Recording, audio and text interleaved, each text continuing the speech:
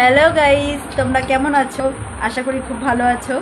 আমিও খুব ভালো আছি। তো তোমাদের সঙ্গে কিছু শেয়ার করার আছে, তার জন্যই আমি চলে আসলাম আবার তোমাদের সঙ্গে কিছু কথা বলার জন্য। তো দেখো আমি কি করেছি, তোমরা অবশ্যই হয়তো বুঝতে পারছো। আমি চুলে ক্রিম্পিং করেছি, রাত্রে আমার বিয়ে বাড়ি আছে। তো আমাকে সাহায্য করছে ওই যে আমার জা আর আমার মেয়ে আমাকে ক্রিম্পিং করে দিচ্ছে। তো তোমরাও বলো যে আমাকে কেমন লাগছে। ঠিক আছে, পুরোটা হয়ে গেলে আমি তোমাদেরকে রেডি হয়ে অবশ্যই দেখাবো।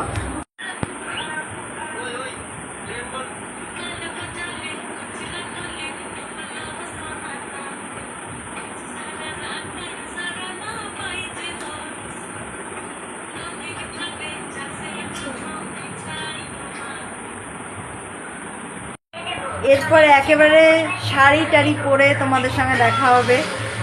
এখন অফ হচ্ছি। তো গাইস, আমি রেডি। তোমরা অবশ্যই কমেন্ট করে জানাবে আমাকে কেমন লাগছে। এই হলো আমার ফাইনাল লুক। ঠিক আছে,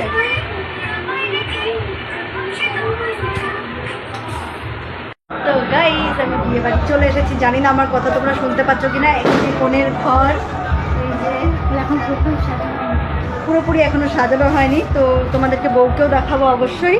বউয়ের সামনে গিয়ে এখন আমাদের দুজনকে দেখো। ঠিক আছে, আবার বউয়ের কাছে গিয়ে ভিডিও করছি তোমাদেরকে দেখানোর জন্য। তো এই যে বউ বসে আছে, দেখতেই পাচ্ছ।